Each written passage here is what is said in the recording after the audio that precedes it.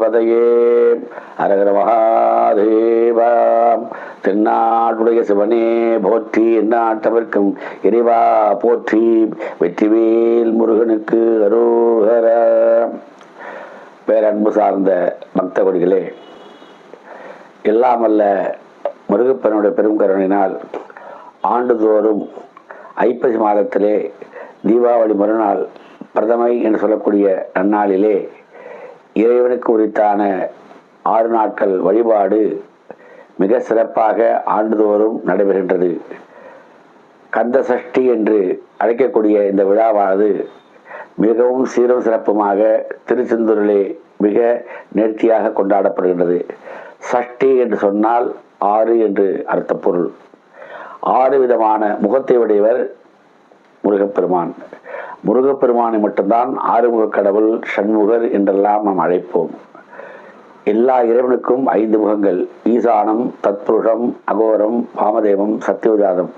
முருகப்பெருமானுக்கு ஊர்துவமுகம் என்று சொல்லக்கூடிய அதோமுகன் முகத்தை கொண்டு சென்று பக்தர்களுக்கு என்ன வேண்டுகின்றார்களோ அந்த வரங்களை தரக்கூடிய இறைவனாக அருள்வாளிக்கக்கூடியவன் தான் ஆறுமுக கடவுள்னு அவர் அழைக்கிறோம். அப்படின்ட்டு ஆறுமுக கடவுளை இந்த 6 நாட்கள் விரதம் இருந்து நாம் வழிபாடு செய்து எதை வேண்டுகின்றோமோ அந்த நியாயமான கோரிக்கைகள் நிறைவேறுவதாக நம்முடைய கந்தபுராணத்தில் சொல்லப்பட்டிருக்கிறது. இந்த 6 நாட்களும் முருகனுக்கு குறித்தான திரிசதி என்று சொல்லக்கூடிய சத்ரு சம்ஹார அர்ச்சனை செய்து செவ்வாழை பழத்தை நிவேதனம் செய்து வழிபாடு செய்தால் எப்பேற்பட்ட உபத்திரங்கள் இருந்தாலும் துன்பங்கள் இருந்தாலும் அவை விலகும். குறிப்பாக சத்ருபாதில் இருக்கக்கூடிய நமக்கு எதிலே மற்றவர்கள் வரக்கூடிய தீங்குகள் இருக்கின்றதோ, தீய சக்தி இருக்கின்றதோ அது விலகும் பொருட்டு இந்த விரதமானது மிகவும் நேர்த்தியாக அனுஷ்டிக்கப்படுகின்றது. 6ஆம் நாட்களாகிய அந்த சஷ்டி என்று சூரசம்ஹாரம் என்று சொல்லுவார்கள். அசுரர்களை வதம் செய்யக்கூடிய விழா. அந்த நமக்கு யாரெல்லாம் தொந்தரவு செய்கிறார்களோ, தீங்கு செய்கிறார்களோ அப்படிப்பட்ட அசுரர்களை முருகப்பெருமான் எப்படி அழித்தார்களோ இப்போ இந்த தீய சக்தி நீங்கும் பொருட்டு நிறைவான அந்த நாளானது கந்த சஷ்டியாக அனுஷ்டிக்கப்படுகின்றது. இந்த சஷ்டியின் மறுநாள் திருக்கல்யாண உற்சவம் தரக்கூடிய இறைவனை குறித்தான கல்யாண உற்சவம் நடைபெறுகின்றது. திருமண தடை, செய்த தொழிலை மேன்மை, சத்ருபாதை, திருஷ்டுபாதை, நோய்கள் இல்லாமல் வருவது, இவர்களுக்கெல்லாம் வழிபாடு செய்யக்கூடிய ஒரு மிகச்சிறந்த விழா இந்த கந்த சஷ்டி விழா. அப்பேற்பட்ட கந்த சஷ்டி விழாவிலே இந்த 6 நாட்களும் நாம் வழிபாடு செய்து எதையெல்லாம் வேண்டுகின்றோமோ அதை பெறக்கூடிய ஒரு வழிபாடாக நம்முடைய பெரியவர்கள் வகுத்து வைத்திருக்கிறார்கள். சுக்குக்கு மேல வைத்தியம் இல்லை, சுப்பிரமணிய கடவுள் என்று சொல்வார்கள். அப்படியே சொல்றாங்கன்னா முருகப்பெருமானுக்கு மேல கடவுள்னா ஆறுமுக கடவுள் அவருக்கு மட்டும்தான் பெயர். அப்படி வழிபாடு செய்கின்ற பொழுது நம்மை எந்த பக்தர்கள் மனமுறி வழிபாடு செய்கிறார் அவர்களை காத்தள்ளக்கூடிய இறைவனாக உலகெங்கும் விளங்குகின்றார். குறிப்பாக மலேசியா நாட்டிலே சுமார் 30 ஆண்டுகளுக்கு முன்பாக 140 அடி உயரத்திலே ஒரு முருகப்பெருமான் நிறுவினார்கள். இப்ப சமீபத்திலே வாழப்பாடியர்களே நிறுவியிருக்கிறார்கள். இருந்தாலும் உலகத்துக்கு முதன்மையாக விளங்கியது மலேசியா நாட்டிற்குரிய முருகப்பெருமான். 10 முறை என்று பெயர். அவர் 140 உயரம். அப்படிப்பட்ட முருகப்பெருமானை எந்த மொழியும் தெரியாதவர்கள், எந்த வழிபாடும் தெரியாதவர்கள் ஆண்டுதோறும் சுமார் 10 லட்சம் பேர் தைப்பூசத்தன்று வழிபாடு செய்கிறார்கள். அப்படிப்பட்ட முருகப்பெருமானை வழிபாடு செய்தால் ஒரு போய் சுவாமிகிட்ட வந்து வரம் கேட்டார். எனக்கு இதெல்லாம் தொழில வருமானம் இல்லாமல் இருக்கு, அதனால எனக்கு நீ வருமானத்துக்கு ஒரு வழிபாட்டை சொல்லி கேட்ட பொழுது அழகாக அருணகிரிநாதர் உருவாய் அருவாய் உலதாய் இளதாய் சொல்லக்கூடிய அந்த திருப்பொழி சொல்லி நிறைவாக குருவாய் வருவாய். வருவாய்ன்னு நமக்கு தெரியும், வருவாய் துறை நம்ம துறை வச்சிருக்கோம். இது பார்த்தீங்கன்னா வருவாய்த்துறை, காவல்துறைக்கு மாதிரி பணம் வரத்துக்கு அந்த வருவாய்த்துறைக்கு அந்த வாக்கியத்திலே வரும்.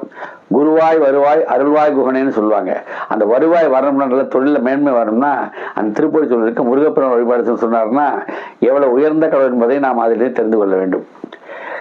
பேசாமல் அருணகிரிநாதர் மாதிரி ஒரு தீய பழக்கங்களை உடையவர் யாருமே கிடையாது. அப்படிப்பட்ட தீய பழக்க உடையவர் கடைசி நேரத்திலே திருவண்ணாமலையிலிருந்து மலையிலிருந்து கீழே விழுகின்ற பொழுது ஒரே ஒரு தடவை முருகா என்று சொல்லி அந்த மலையிலிருந்து சாய்கின்ற பொழுது முருகப்பெருமான் அவரை காப்பாற்றி திருப்புகழை சொல்லும் பொழுது முத்தை தருபத்து எழுதக்கூடிய அந்த திருப்புகழை சொல்லி அவரை காப்பாற்றி உலகெங்கும் இன்றைக்கு வழிபாடு செய்யக்கூடிய திருப்புகழாக அதுக்கு முருகப்பெருமானுடைய கடவுள் தான் வழிபாடு. அந்த முருகப்பெருமானை வழிபாடு செய்கின்ற பொழுது நாம் என்னெல்லாம் வேண்டுகின்றோமோ அவை கிடைக்கப்படுது. அவருக்கு அழகு கடவுள் என்று ஒரு மறுபெயர் உண்டு. அந்த முருகப்பெருமானை நம்ம குறிப்பாக செவ்வாய்க்கிழமை என்று செவ்வாய் ஓரையிலே வழிபாடு செய்தால் எப்பேற்பட்ட கடன் தொல்லைகள் இருந்தாலும் அவை நீங்கிவிடும். செவ்வாய்க்கிழமை அனுஷ நட்சத்திரம். இந்த அனுஷம் என்பது விருச்சிக ராசிக்குடையது. அந்த விருச்சிக ராசியானது முருகப்பெருமானுடைய வீடு. அந்த நாட்களிலே நாம் ஒரு லட்சம் பணம் தரணும், ஒரு குறிப்பாக ஒரு கொடுக்கணும்னா அந்த செவ்வாய்க்கு அனுஷத்துக்கு ஒரு 100 ரூபா பணத்தை கொடுத்து அந்த ஒரு லட்சம் பணம் எப்படி கொடுத்து அப்படி கடன் அடைஞ்சிடும். அப்படிப்பட்ட ஒரு உயர்ந்த கடவுளாக நம்முடைய இந்து மதத்திலே ஒரு கடவுளை வகுத்து வைத்திருக்கிறார்கள். அதன்படி இந்த ஐப்பசி மாதத்தை துலா மாதம் சொல்லக்கூடிய ஐப்பசி மாதத்திலே ஆண்டுதோறும் அந்த கொண்டாடக்கூடிய தீபாவளி மறுநாள் ஆரம்பித்து 6 நாட்கள் இந்த சஷ்டி திருவிழா கொண்டாடப்பட்டு சூரசம்ஹாரத்தை தொடர்ந்து திருக்கல்யாண உற்சவம் அன்றைய தினம் மிக நேர்த்தியாக அனைத்து முருகன் கோயிலும் உலகெங்கும் நடந்தது. நம்முடைய தமிழகத்தில் மட்டுமில்லாமல் இந்தியாவில் மட்டுமில்லாமல் உலகெங்கும் அந்த வழிபாடானது நடைபெற்றுக் கொண்டிருக்கிறது. அப்படிப்பட்ட முருகப்பெருமானை வழிபாடு செய்து இம்மையிலும் மறுமையிலும் நல்ல பலன்களை பெற்றுமாறு அன்போடு கேட்டுக்கொண்டு இந்த வழிபாட்டுக்கு நீங்கள் எல்லோரும் மனதில் வைத்து, ஏன்னா ஞாபகத்தை ஈஸியாக வச்சுக்கலாம். தீபாவளிக்கு முன்னால் ஆரம்பம் 6 நாட்கள் சூரசம்ஹாரம். அந்த 6 நாட்கள் நீங்கள் முடிந்தால் விரதம் இருக்கலாம். அப்படி விரதம் இருக்கின்ற பொழுது சில பேர் எதுவுமே சாப்பிடக்கூடாது என்றெல்லாம் சொல்லுவார்கள். அப்படியெல்லாம் என்ற சாஸ்திரம் சொல்லலை. திரவ ஆகாரம்னு சொல்லக்கூடிய பால் சாப்பிடலாம், இளநீர் சாப்பிடலாம், தண்ணீர் சாப்பிடலாம், எதுவுமே சாப்பிடாம இருக்கக்கூடிய சில வழிபாடு சொல்வார்கள். அப்படியெல்லாம் நம்முடைய புராணங்களை சொல்லவில்லை, இதிகாசங்களை வேதங்களை சொல்லவில்லை. அது மாதிரி அருந்தி அந்த வழிபாட்டை நம்ம நினைச்சோம்னா அத்தனை கோரிக்கைகளும் எதை நினைக்கிறோமோ அத்தனை விதமான எண்ணங்களும் தேவைகளும் இது என்பதற்கு இது ஒரு சான்றாக என்று நான் அன்போடு கூறிக்கொண்டு நன்றி கூறேன்.